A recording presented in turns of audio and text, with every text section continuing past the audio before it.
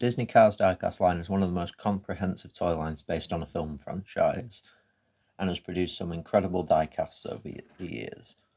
And in this series, we're taking a look at some of those incredible diecasts. Hello and welcome to another review where today we're going to be looking at Cal Weathers from the Race and Rescue line. Now, if you don't know, Race and Rescue was basically an expanded universe line that the Cars diecast line did this year. So expanded universe just means anything from the film that's not from the films. And, well, it was purely for the diecast line. I think it got some sort of book as well, but it was mainly just a diecast thing. It was pretty much the only major event that Cars had this year.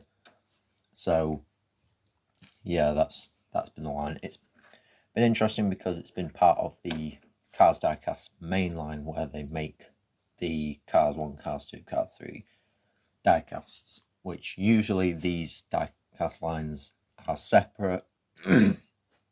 Usually they're done independently of the main line, so it's been interesting the last couple of years where we've had both the Rescue and Rescue line and the GRC line, which we've got just about here.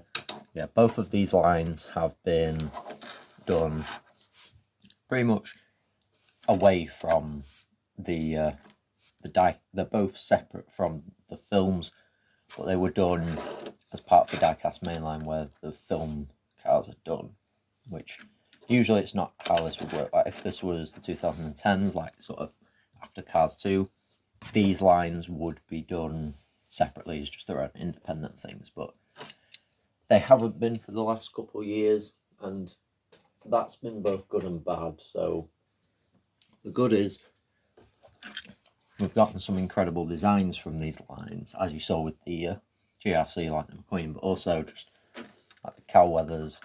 This is my first Cal Weathers. I didn't get him when they first made him in Cars 3, but anyway. So yeah, some of the designs of these have gotten a lot better than some of the older like TROC expanded universe lines, where a lot of the time they just took the existing diecast design and added some sort of flair on it, like maybe the snow for the ice racers or the neon ones. Like they're not the best like quality designs like that you'd get from the films, but I don't know, maybe the budget from the main line has allowed for us to get higher quality diecast designs for these lines. But the bad thing is that this is taking up space in the existing diecast line for film releases, which that is where most of my collection is, from characters from the films, not the ones that they've done outside of the films. It's those diecasts that I like collecting, film accuracy, getting all those characters. So it's been a bit annoying, especially since 2025 has not brought a lot of different diecasts. Like there were only 3 Cars 2 diecasts and I think only like 7 Cars 3 diecasts. So it's not been great, and it doesn't look like there's going to be that many more diecasts coming in for 2026, which is disappointing because it's the 20th anniversary. And Race and Rescue seems to be sticking around for the early parts of the year. So, yeah, it is a bit annoying. I think I would prefer if they went back to having the expanded universe lines separate, just because the quality boost is really nice, but we need some more film accurate diecasts, like just re-releases of cars that we haven't gotten for ages, like Dinoco Lightning McQueen, where is he, the legends from Cars 3, Professor Z, all of them are missing, or have been missing for like 8, 10, 14 years, in Professor Z's case, like 13 years, I'm not entirely sure.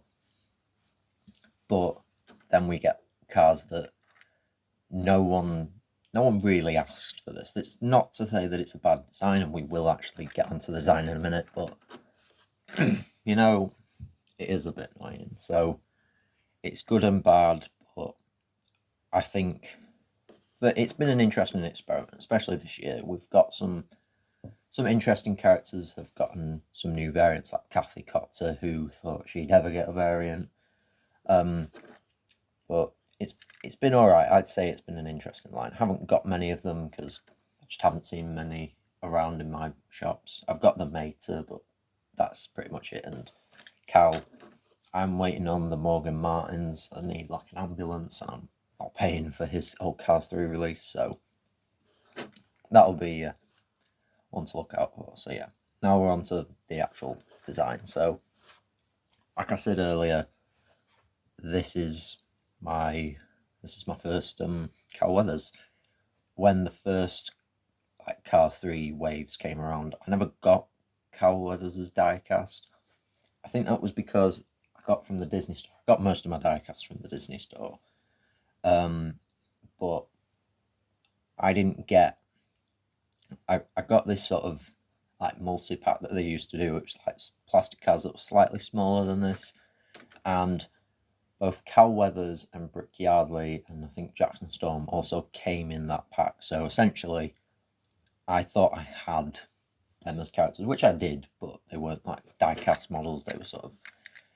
I don't know what sort of material they were. I can't find them at the moment. They're somewhere else, but they're not amazing. And now that I've become more entrenched in die-cast collecting and having the proper cars, since I got back into the series properly, I have wanted to have those models in their normal forms. I did get Bobby Swift's, like, I think that is the rationale, because they didn't have him in that multi-pack. So I do have him, but I don't have a regular Cal. I don't have a regular Brick Yardley.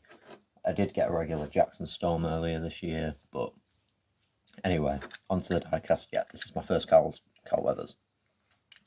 And I'd say this is a nice one to have. It is very similar to his regular design, but it has sort of those Radiator Springs logos for the Rally Race 200, which is what they do in the storyline, I think.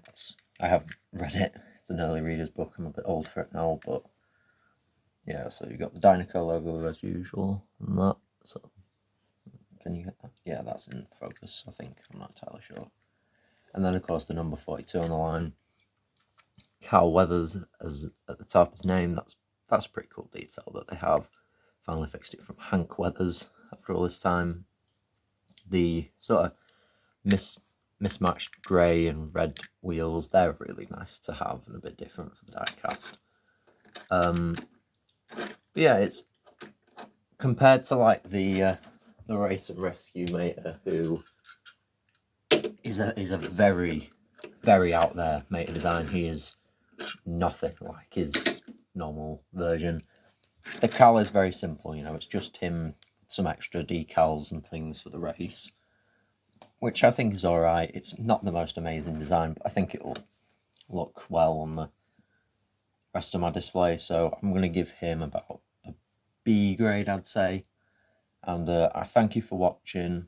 Next time we're going to be we're going to be reviewing the 2026 release of Marilyn, so stay tuned.